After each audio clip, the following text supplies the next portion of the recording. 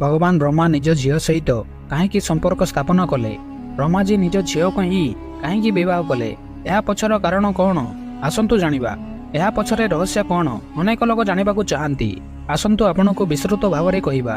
बंधुगण, हिंदू धर्मर प्रचार करने आमर उद्देश्य। यही वीडियो को शेयर एवं लाइक करी आपण मध्य सहभागी होई परिबे। जदि आम चैनल रे आपण प्रथम थर पई आसीचंती तेबे दया करी चैनल को सब्सक्राइब करंतु।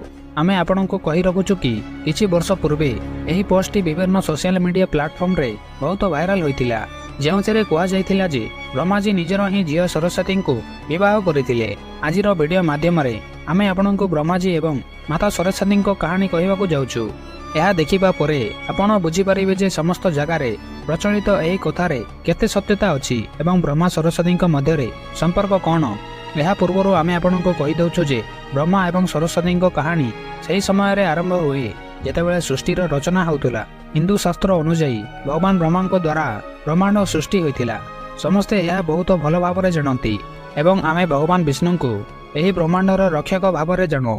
साथी रे भगवान शंकर को ब्रह्मांडर संहारक रूप में जाणु। वर्तमान ब्रह्मा एवं सरस्वती कहानी बुझापी आमर वीडियो सहित अंत पर्यंत जड़ित हो रुहतु। आपणक मनर प्रश्न आउची नंबर 1, सर्वशेष ब्रह्माजी तांको झील को कहीं विवाह कले?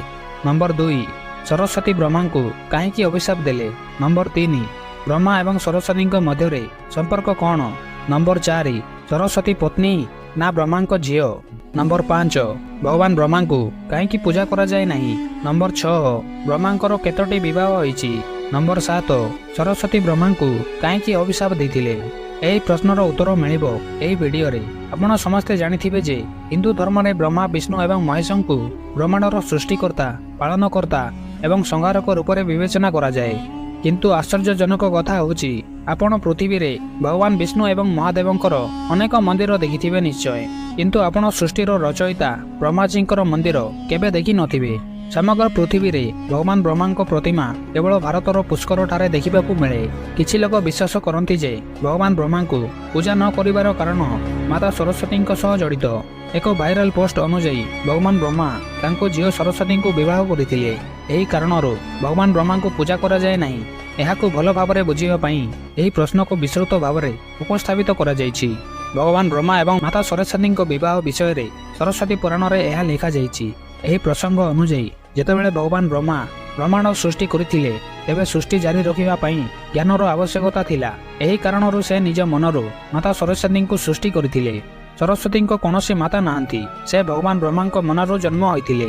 माता सरस्वती को ज्ञानर देवी भाव में विवेचना करा जाए। भगवान ब्रह्मा सरस्वती सह ब्रह्मांड सृष्टि करथिले एवं सृष्टिर भिन्न भिन्न जीव जंतु, पर्वत, जंगल, नदी इत्यादि सृष्टि करथिले।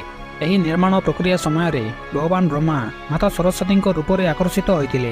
माता सरस्वती ज्ञानर देवी हेबा व्यतीत रूप में मध्य बहुत सुंदर थिले, किंतु सरस्वती भगवान ब्रह्मा ठारू जन्म होइथिले। एही कारणरू जेतेबेले भगवान ब्रह्मा सरस्वती प्रति मोहित होइगले सेतेबेले देवलोक रे तांको बहुत निंदा करा जाइतिला। तथापि एसबु सत्ते ब्रह्मा सरस्वती को विवाह करथिले एवं प्राय 100 वर्ष धरी पृथ्वीर जंगल रे बास कले। जेतेबेले ब्रह्मा पृथ्वी रे सरस्वती सह बास करुथिले सेतेबेले उभयंकर माध्यम रे मनु नामक एक पुत्रर जन्म होइतिला। परे मनुक संतान ही मानव जातिर समृद्ध हेबार कारण होइतिले। भगवान ब्रह्मा को एही आचरण हेतु देवलोक रे यह स्थिर हैला जे भगवान ब्रह्मा को पूजा करा जीवो नाही। कहीं देले माता सरस्वती ब्रह्मा को अभिशाप। हिंदू धर्मर कहानी अनुसार निज झील सह विवाह करने कारणरू भगवान ब्रह्मा विषय रे समस्त देवता बहुत समालोचना करथिले एवं ब्रह्मा को तांको कार्य पई दंड देवा पई समस्त देवता एकत्र भगवान शिव निकट को जाई ब्रह्मा को दंड देवा को कहिथिले। भगवान शिव समस्त देवता कथा शुणिबा परे बहुत रागी गले। तेणु शिव ब्रह्मा पंचम मुंड को तंटेरू अलग करदेले। जदि आमे द्वितीय कहानी को विश्वास करिबा तेबे भगवान ब्रह्मांकर पंचम मुंड सबुबेले खराब कथारे परिपूर्ण थिला। तेणु भगवान शिव एपरी मुंड नष्ट करने उचित बोली भाविले। तृतीय कहानी अनुसार भगवान ब्रह्मा द्वितीय विवाह हेतु देवी सरस्वती अत्यधिक क्रोधित होइतिले एवं भगवान ब्रह्मा को अभिशाप देथिले जे तांको एही पृथ्वी रे कोनोसी स्थान रे पूजा करा जीवो नाही। राजस्थान रो पुष्कर एवं तमिलनाडु व्यतीत कोनोसी स्थान रे ब्रह्मा मंदिर नाही। ब्रह्मा एवं सरस्वती मध्य रे कोन संपर्क अछि? ब्रह्मा एवं सरस्वती उभय हिंदू धर्मर अत्यंत गुरुत्वपूर्ण देवी देवता अटंती। यह सहित जड़ित कौन सूचना उपरे विश्वास करने पूर्व तुम्हें वेद पुराण पढ़ा उचित। ସର୍ବପ୍ରଥମେ ଆମେ ଆପଣଙ୍କୁ କହିଦେଉ ଯେ ହିନ୍ଦୁ ଧର୍ମ ସମ୍ବନ୍ଧୀୟ ସମସ୍ତ ତଥ୍ୟ ବେଦରେ ଦିଆଯାଇଛି। ହିନ୍ଦୁ ଧର୍ମ ବେଦରୁ ଆରମ୍ଭ ହୁଏ।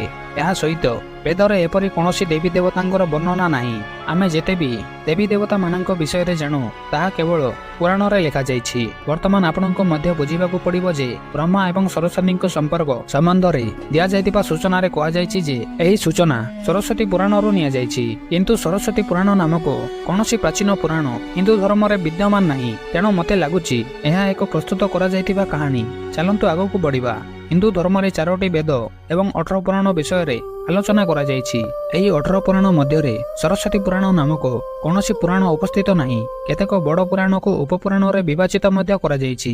କିନ୍ତୁ ଉପପୁରାଣରେ ମଧ୍ୟ ସରସ୍ୱତୀ ପୁରାଣ ନାମକ କୌଣସି ପୁରାଣ ବିଷୟରେ ଉଲ୍ଲେଖ ନାହିଁ। କେତେକ ସ୍ଥାନରେ ମତ୍ସ୍ୟ ପୁରାଣ ବିଷୟରେ ଆଲୋଚନା କରାଯାଏ। କିନ୍ତୁ ଏହି ପୁରାଣରେ ମଧ୍ୟ ଆପଣ ସରସ୍ୱତୀ ଏବଂ ବ୍ରହ୍ମାଙ୍କ ବିବାହ ପରି କୌଣସି ସୂଚନା ପାଇବେ ନାହିଁ। ଏଭଳି ପରିସ୍ଥିତିରେ ପ୍ରଶ୍ନ ଉଠେ ଯେ ବ୍ରହ୍ମା ଏବଂ ସରସ୍ୱତୀଙ୍କ ମଧ୍ୟରେ ସମ୍ପର୍କ କ'ଣ, ସତ୍ୟତା କ'ଣ? ଏଥିପାଇଁ ଆପଣଙ୍କୁ ବୁଝିବାକୁ ହେବ ଯେ ବ୍ରହ୍ମା ବ୍ରହ୍ମାଣ୍ଡର ସୃଷ୍ଟି କରିଛନ୍ତି। ଅର୍ଥାତ୍ ଯେତେବେଳେ ଭଗବାନ ବ୍ରହ୍ମା ବ୍ରହ୍ମାଣ୍ଡ ସୃଷ୍ଟି କରିବାକୁ ବସିଥିଲେ ସେତେବେଳେ ଭଗବାନ ବିଷ୍ଣୁ ଏବଂ ମହେଶଙ୍କ ବ୍ୟତୀତ ଏହି ଦୁନିଆରେ କିଛି ନଥିଲା। ଏପରି ପରିସ୍ଥିତିରେ ଯଦି ସୃଷ୍ଟିକୁ ଆଗକୁ ନେବା ପାଇଁ କୌଣସି ମଧ୍ୟ ପୁରୁଷ କିମ୍ବା ମହିଳାର ଆବଶ୍ୟକ ଥିବ ତେବେ ତାଙ୍କୁ ନିଜ ମନରୁ ତାଙ୍କର ରଚନା କରିବାକୁ ପଡ଼ିବ। ଏହି କାରଣରୁ ଭଗବାନ ବ୍ରହ୍ମା, ମାତା ସରସ୍ୱତୀ, ନାରଦ, ମନୋଜ, ଜାମବନ୍ତ, ସନକ, ସନନନ୍ଦନ, ସନାତନ ଏବଂ ସନ୍ତକୁମାର, ଭୃଗୁ, ଅତ୍ରିଙ୍କର ଜନ୍ମ ନିଜ ମନରୁ କରିଲେ ଏବଂ ପୃଥିବୀକୁ ଆଗକୁ ସଞ୍ଚାଳିତ କରିବା ପାଇଁ ପୃଥିବୀକୁ ପଠାଇଲେ। ଏଥିରେ ପୃଥିବୀରେ ଜୀବନର ସନ୍ତୁଳନକୁ ବଜାୟ ରଖିବା ପାଇଁ ସେ ମାତା ସରସ୍ୱତୀଙ୍କୁ ତାଙ୍କ ସହିତ ରଖିଥିଲେ ଏବଂ ତାଙ୍କ ସହ ରହୁଥିବା ମହିଳାଙ୍କୁ ପତ୍ନୀ ମାନ୍ୟତା ଦିଆଯାଇଥିଲା। ଏହି ପ୍ରଶ୍ନ ଆପଣଙ୍କ ମନରେ ଥାଇପାରେ, ସରସ୍ୱତୀ ବ୍ରହ୍ମାଙ୍କ ପତ୍ନୀ ନା ତାଙ୍କ ଝିଅ? ତେବେ ଏହି ପ୍ରଶ୍ନ ମନକୁ ଆସିବା ଜରୁରୀ। ଯଦି ବ୍ରହ୍ମାଣ୍ଡରେ ଉପସ୍ଥିତ ଥିବା ସମସ୍ତ ଜିନିଷ ଭଗବାନ ବ୍ରହ୍ମାଙ୍କ ଦ୍ୱାରା ସୃଷ୍ଟି ହୋଇଛି ତେବେ ଝିଅ ହେଉ କିମ୍ବା ପତ୍ନୀ ଦୁହିଁଙ୍କର ରଚନା ଭଗବାନ ବ୍ରହ୍ମାଙ୍କ ଦ୍ୱାରା ହିଁ ସମ୍ଭବ ଥିଲା। ଭଗବାନ ବ୍ରହ୍ମାଙ୍କୁ ଯଦି କାହା ସହ ବିବାହ କରିବାର ଥିଲା ତେବେ ଏଥିପାଇଁ ମଧ୍ୟ ତାଙ୍କୁ ନିଜ ମନରୁ ହିଁ କାହାକୁ ସୃଷ୍ଟି କରିବାକୁ ପଡ଼ିଥାନ୍ତା ଏବଂ ନିଜ ମନରୁ ଜନ୍ମ ହେତୁ ତାଙ୍କ ସମ୍ପର୍କ ମଧ୍ୟ ଏକ ଝିଅ ଭଳି ବିବେଚନା କରାଯାଏ। ଅବଶ୍ୟ ସୃଷ୍ଟିର ନିର୍ମାଣ ହେବା ପରେ ବିଭିନ୍ନ ଘଟଣା ହେତୁ ବ୍ରହ୍ମାଙ୍କର ବିବାହ 5 ଥର ହୋଇଥିଲା। ଏହି କାରଣରୁ ତାଙ୍କର ସମୁଦାୟ 5 ଜଣ ପତ୍ନୀ ଅଛନ୍ତି, ଯେଉଁଥିରେ ସରସ୍ୱତୀ, ସାବିତ୍ରୀ, ଗାୟତ୍ରୀ, ଶ୍ରଦ୍ଧା, ମେଧା ଅନ୍ତର୍ଭୁକ୍ତ। ଆସନ୍ତୁ ଜାଣିବା କାହିଁକି ଭଗବାନ ବ୍ରହ୍ମାଙ୍କୁ ପୂଜା କରାଯାଏ ନାହିଁ। ଆପଣ ଆମ ପୃଥିବୀରେ ଅନେକ ମନ୍ଦିର ଦେଖିଥିବେ ନିଶ୍ଚୟ। ହିନ୍ଦୁ ଧର୍ମର ବିଭିନ୍ନ ମନ୍ଦିରରେ ଆପଣ ନିଶ୍ଚିତ ଭାବରେ ଭଗବାନ ବିଷ୍ଣୁ କିମ୍ବା ଭଗବାନ ଶଙ୍କରଙ୍କ ମନ୍ଦିର ଦେଖିଥିବେ। ଆପଣ ହୁଏତ ଭଗବାନ ବ୍ରହ୍ମାଙ୍କ ମନ୍ଦିର କେବେ ଦେଖିନଥିବେ। ଏଭଳି ପରିସ୍ଥିତିରେ ଆପଣଙ୍କୁ କହିଦେଉ ଯେ ରାଜସ୍ଥାନର ପୁଷ୍କର ଠାରେ ଭଗବାନ ବ୍ରହ୍ମାଙ୍କର ଏକ ମନ୍ଦିର ଅଛି। ଏହି ମନ୍ଦିରଟି 3ଟି ହ୍ରଦ ଦ୍ୱାରା ଘେରି ରହିଛି ଏବଂ ମାନ୍ୟତା ଅଛି ଯେ ସେହି ହ୍ରଦ ଭଗବାନ ବ୍ରହ୍ମାଙ୍କ କମଳ ଦ୍ୱାରା ସୃଷ୍ଟି ହୋଇଛି। ଲୋକପ୍ରିୟ କାହାଣୀ ଅନୁଯାୟୀ ସୃଷ୍ଟିର ନିର୍ମାଣ କରିବା ପରେ ଏକ ରାକ୍ଷସ ପୃଥିବୀରେ ଅନେକ ଧ୍ୱଂସ ସୃଷ୍ଟି କରିଥିଲା। ଯେତେବେଳେ ଏହି ରାକ୍ଷସ ଭଗବାନ ବ୍ରହ୍ମାଙ୍କ ସହ ଅସଦାଚରଣ କରିବା ଆରମ୍ଭ କଲା ସେତେବେଳେ ଭଗବାନ ବ୍ରହ୍ମା ରାକ୍ଷସର ବଧ କରିଦେଲେ ଏବଂ ଏହି ସମୟରେ ତାଙ୍କର କମଳର 3 ଖଣ୍ଡ ପୃଥିବୀ ଉପରେ ଆସି ପଡ଼ିଗଲା, ଯେଉଁଥିପାଇଁ ବଡ଼ ବଡ଼ ହ୍ରଦ ସୃଷ୍ଟି ହୋଇଥିଲା। ଆଜି ଏହି ସ୍ଥାନ ଭାରତର ପୁଷ୍କର ନାମକ ଅଞ୍ଚଳରେ ଅଛି ଏବଂ ସେହି ହ୍ରଦକୁ ବ୍ୟବସ୍ଥା, ମଧ୍ୟମ ଏବଂ କନିଷ୍ଠ ପୁଷ୍କର କୁହାଯାଏ। ଏହି ହ୍ରଦର ନିର୍ମାଣ ହେତୁ ସେଠାରେ ଏକ ଯଜ୍ଞ କରିବାକୁ ନିଷ୍ପତ୍ତି ନିଆଗଲା। ଏହି ଯଜ୍ଞରେ ସାକ୍ଷାତ ଭଗବାନ ବ୍ରହ୍ମା ବସିବାକୁ ଆସିଥିଲେ, କିନ୍ତୁ ଏଠାରେ ସ୍ୱାମୀଙ୍କୁ ପୂଜା ସମୟରେ ପତ୍ନୀଙ୍କ ସହ ବସିବାକୁ ପଡ଼ିଥାଏ। ସେତେବେଳେ ଭଗବାନ ବ୍ରହ୍ମାଙ୍କ ପତ୍ନୀ ସାବିତ୍ରୀ ସେଠାରେ ଥିଲେ, କିନ୍ତୁ ତାଙ୍କୁ ଆସିବାରେ ବହୁତ ବିଳମ୍ବ ହୋଇଥିଲା। ଦୀର୍ଘ ସମୟ ଅପେକ୍ଷା କରିବା ପରେ ପୂଜାର ମୁହୂର୍ତ୍ତକୁ ଶେଷ ନ କରିବା ପାଇଁ ଭଗବାନ ବିଷ୍ଣୁ ଏକ ପରାମର୍ଶ ଦେଇଥିଲେ ଯେ ବ୍ରହ୍ମାଙ୍କ ବିବାହ ଏହି ପୂଜା ସମୟରେ କରିଦିଆଯାଉ। ଏହି ଧାରଣା ସହିତ ରାଜି ହୋଇ ପ୍ରଭୁ ନାରଦ ଭଗବାନ ବ୍ରହ୍ମାଙ୍କୁ ବିବାହ କରିବା ପାଇଁ ଗାୟତ୍ରୀ ନାମକ ଜଣେ ସ୍ଥାନୀୟ ମହିଳାଙ୍କୁ ମନାଇ ନେଲେ। ଯେତେବେଳେ ଦୁହେଁ ବିବାହ କରିଥିଲେ ଏବଂ ଭଗବାନ ବ୍ରହ୍ମା ଗାୟତ୍ରୀଙ୍କ ସହ ବସି ଯଜ୍ଞରେ ପୂଜା କରିଥିଲେ ସେତେବେଳେ ମାତା ସାବିତ୍ରୀ ସେଠାକୁ ଆସି ପୁରା କାର୍ଯ୍ୟକଳାପରେ ଅତ୍ୟଧିକ କ୍ରୋଧିତ ହୋଇଥିଲେ। ଏହି କ୍ରୋଧରେ ସେ ଭଗବାନ ବ୍ରହ୍ମାଙ୍କୁ ଅଭିଶାପ ଦେଇଥିଲେ ଯେ ତାଙ୍କୁ ପୃଥିବୀରେ କେବେ ପୂଜା କରାଯିବ ନାହିଁ। ଏହାପରେ ସେ ବିବାହ ପାଇଁ ଝିଅ ଖୋଜିଥିବା କାରଣ ପାଇଁ ନାରଦଙ୍କୁ ଅଭିଶାପ ଦେଇଥିଲେ ଯେ ନାରଦ ଜୀବନ ସାରା ଅବିବାହିତ ରହିବେ। ତେବେ ଭଗବାନ ବ୍ରହ୍ମାଙ୍କୁ 2ଟି ଅଭିଶାପ ମିଳିଲା। ଗୋଟିଏ ମାତା ସରସ୍ୱତୀ ଏବଂ ଅନ୍ୟଟି ମାତା ସାବିତ୍ରୀ ଦେଇଥିଲେ। ଯେତେବେଳେ ମାତା ସାବିତ୍ରୀ ଜାଣିବାକୁ ପାଇଲେ ଯେ ଏହି ଧାରଣା ଭଗବାନ ବିଷ୍ଣୁଙ୍କ ଦ୍ୱାରା ପ୍ରକଟ ହୋଇଛି ସେତେବେଳେ ସେ ମଧ୍ୟ ତାଙ୍କ ଅଭିଶାପରୁ ରକ୍ଷା ପାଇପାରିଲେ ନାହିଁ। ମାତା ସାବିତ୍ରୀ ଭଗବାନ ବିଷ୍ଣୁଙ୍କୁ ଅଭିଶାପ ଦେଇଥିଲେ ଯେ ତାଙ୍କ ପତ୍ନୀଙ୍କ ଠାରୁ ଅଲଗା ହେବା କାରଣରୁ ସେ ବର୍ଷ ବର୍ଷ ଧରି ଯନ୍ତ୍ରଣା ଭୋଗିବେ। ଏହି ଅଭିଶାପ ହେତୁ ରାମ ଅବତାରରେ ଭଗବାନ ବିଷ୍ଣୁଙ୍କୁ ମାତା ସୀତାଙ୍କ ଠାରୁ ଅଲଗା ହେବାର ଯନ୍ତ୍ରଣା ଭୋଗିବାକୁ ପଡ଼ିଥିଲା। ଏହାପରେ ଯେତେବେଳେ ମାତା ସାବିତ୍ରୀଙ୍କ କ୍ରୋଧ କିଛି କମିଗଲା ସେତେବେଳେ ସେ ଭଗବାନ ବ୍ରହ୍ମାଙ୍କ ଉପରେ ଦୟା ଦେଖାଇଲେ ଏବଂ କହିଥିଲେ ଯେ ପୃଥିବୀର କେବଳ ଗୋଟିଏ ସ୍ଥାନରେ ଏହି ପୁଷ୍କର ଠାରେ ତାଙ୍କର ପୂଜା ହୋଇପାରିବ। ଏହାପରେ ଭଗବାନ ବ୍ରହ୍ମାଙ୍କ ଏହି ଆଚରଣରେ ଆଘାତ ପାଇ ସେ ପୁଷ୍କର ନିକଟ ରତ୍ନାଗିରି ନାମକ ଏକ ପର୍ବତକୁ ଚାଲିଗଲେ ଏବଂ ଚିରଦିନ ପାଇଁ ତପସ୍ୟାରେ ଲୀନ ହୋଇଗଲେ। ଆଜି ମଧ୍ୟ ରତ୍ନାଗିରି ପାହାଡ଼ ଉପରେ ମାତା ସାବିତ୍ରୀଙ୍କ ମନ୍ଦିର ଏବଂ ତାହାର ଠିକ୍ ତଳେ 3ଟି ହ୍ରଦ ମଝିରେ ପୁଷ୍କର ବ୍ରହ୍ମା ମନ୍ଦିର ଅବସ୍ଥିତ ଅଛି।